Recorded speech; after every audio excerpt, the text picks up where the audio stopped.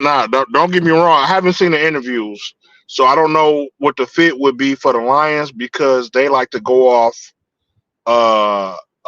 football personality and football IQ. So I haven't seen all of the interviews yet, but just based on what I've seen from fit as far as a feeling for how they play and what would fit best for each team. As far as cornerbacks, of course you already know I like Nate Wiggins, but with Nate Wiggins, I highly doubt that he'll be available when it's our turn to pick, unless the Lions trade up to get him. But I would love to trade up to get him because he is not only did he have one of the fastest times in the 40, but he is a hell of a cover corner, man. That deep threat that we keep getting beat on, he will be there for it. You know what I'm saying? He's not that big of a hitter, but covering speed, he's got it. He's there for it. He's an amazing corner. Um, Tyrion Arnold. I look at him. I think that he will be. He's not as good as Nate Wiggins or this other guy I'm about to tell you about, but he's a solid corner. He will be a solid number one. Uh, he was solid in covering. Nothing spectacular. Nothing that's gonna make you jump out of your seat. Nothing that's gonna make you jump out of your seat and hitting. But when the ball was thrown, he was always there. And the guy I like that I think more so will actually be available is his name is Ennis Rakestraw from Missouri. He he is a hitter. He's not as fast as Wiggins, but he can keep up with with those speedy receivers though. When I seen him go deep, he was there. I've also seen him hawk. Well, I ain't gonna say hawk the ball. He didn't have a lot of picks, but he didn't have a lot thrown his way. And what I did like about him is he's not the biggest fella, but man, he can lay the wood. Man, he can hit. He can hit real hard, man. I seen him tear a couple of guys up. And then I did watch a couple of his interviews. He's not afraid of contact. He's like, I like to tackle, I like the contact, I like to hit. You know what I'm saying? If I ain't hitting, then I don't feel like I'm doing my job. And he holds the other players around him accountable for what they're doing. So I like that. So I like that guy. I think that's our best bet. But I feel like he's the guy that we can get in the second round. Um, moving on from there,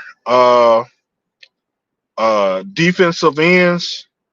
Uh, uh, Dallas Turner and Jared Verse.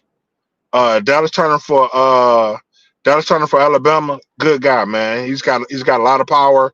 He's real speedy. I think he ran like a 4.43 or some shit like that.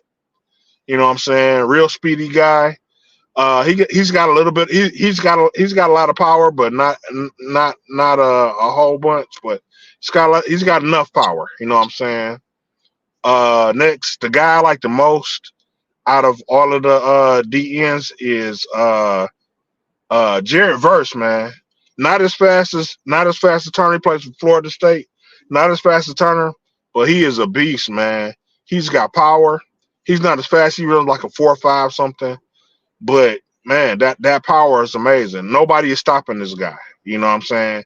And I think he's a perfect bookend for speed on the other end with Hutchinson coming off the other end and power coming on from his end on the end. I was watching this highlights, man, and I got excited watching this guy. After him is your guy Chop Robinson and Leilu Atu. They both of them are pretty much speed guys. You know what I'm saying? They don't have a lot of power, but they beat the tech off the line. They if they can get a good running start, they can't keep up with them. I think if I had to choose one, I would go with Lalo Atu over Chop Robinson. He's a little bit faster, and Chop Robinson is he's good too, but he's not as fast as Lelu. So if we're gonna go with speed, I would go with the faster of the two, and I think he's the Lelu guy is faster. And my last guy, I didn't get a chance to look at a whole bunch of defensive tackles, but the one that stood out to me the most was his name was, I can't say his real name. It's Jazan Mm. Jazan Newton, but his name, but everybody calls him Johnny Newton. Uh, man, watch this highlight film, man. He was a beast.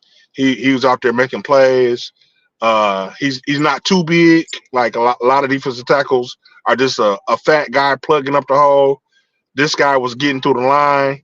He was actually making active plays, and not only that, but he had power. He can move, and he had power. So I would like to see that type of us draft that type of defensive tackle.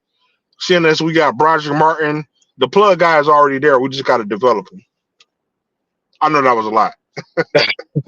Nah, so that was good though. I'm definitely gonna have to